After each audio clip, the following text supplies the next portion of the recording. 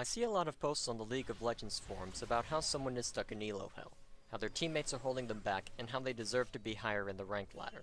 They find the current situation insufferable, and are overall annoyed and angry about it. You know what's also insufferable? Your attitude. I've run into this a fair amount as I've gotten more involved with my university's League of Legends group, but it still irks me to see it. There seems to be this general vibe from competitive gamers that what they say is true and you should bow down before their wisdom. The way they say something is often very final and based on absolute, black and white ideas. It's not like they're just talking smack either. Sometimes they have legitimate points or are trying to get legitimate points across, but I don't often see them. It might be the fact that we simply don't get out and talk to people enough, or that we tend to have a touch of autism or something akin to that, and there's nothing inherently wrong with that. However, I have a simple message that I would like to give to everyone who believes in elo hell. For a few seconds, I'm going to step down and be completely blunt about what I think about your current rank situation, your teammates, and your attitude. Shit happens. Get over it. Sure, your teammates might have lost you the game, but next game it will be someone on the enemy team who loses the game for them. Sure, you might have carried a game to victory, but before long it's going to be your ass that gets carried to a victory you don't deserve. When I was in your so-called elo hell, I was quick to tell everyone about how well I played Ezreal, how I had one game where I stomped the bottom lane, how I completely destroyed everyone who tried to kill me. But I lost the game because the mid laner fed Cho'Gath, literally, and he snowballed everyone into oblivion even more effectively. However, I always conveniently failed to mention the time a few games later that I went 0-10-10 with Alistar and got carried to a victory I didn't deserve. What goes around comes around. Yes, you're going to have bad games. Yes, you're going to get leavers, feeders, and trolls. Yes, you're going to get frustrated with them. Shit happens. Get over it. This is something all elos see. You can't control them, so don't let them get to you. By focusing on them, all you're going to do is get yourself riled up and angry about everything. You're going to focus all of your attention on them, all the while not realizing you're about to face check the entire enemy team, miss smite, or burn flash because you forgot to open up the chat box. I'm assuming here you're one of those weirdos who ban deaf to flash, but you get the point.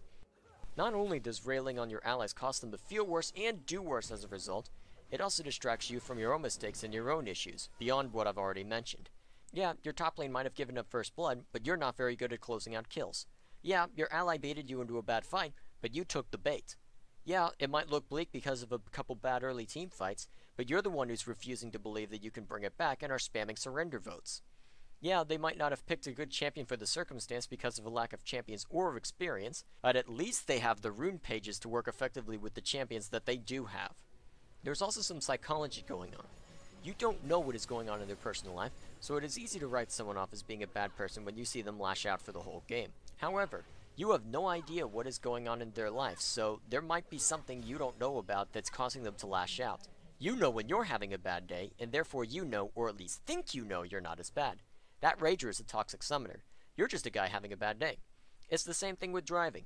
The other guy is speeding because he's an idiot and wants to get himself killed. You're speeding because you're late to school, work, a date, or some other important event in your life. On top of that, Psychology 101 dictates that we remember bad experiences more than we do good experiences. You could have 100 people tell you you are the greatest person ever, but you will remember one malicious comment over those 100 people and fixate on it. That is human nature and works as a placebo effect. Your elo hell is merely an overly central focus on the negative aspects inherent in our species, all the while you forget all about the good games you have and the good teammates you have. Don't see your allies as feeders. In the wonderful words of CivHD, enemies are always hungry as hell. That is not an ally, that's a cookie to bait your enemies with. Even the bad elements of the game can be useful for you. Enemy top laner being over-aggressive and giving free kills to top and jungle? When the jungler is up there, take dragon. Tanky support overextends and gets caught? The caster or assassin just burned their full combo instead of using it on the carry. Make them regret it before they can respond, and now you have a 4v4 in your favor. Even if you think a game is impossible to win, take it as a lesson of what to do when you fall behind and when you are on back heel. Being able to bring back a game is a skill in itself. Take that bad match as practice in how to do that. Like it or not, your teammates aren't going to change. Learn to work with what you have rather than blindly wishing for better. What if they're raging though? What if they're being an annoying jerk, threatening you with reports and being completely moronic? One report from someone isn't going to be enough of a swing to send you to the tribunal, and it shouldn't bother you anyway, assuming you're not actually being the problem. When in doubt, just mute them. No sense getting into an argument when you know it's just going to distract you. Just mute, report, and move on.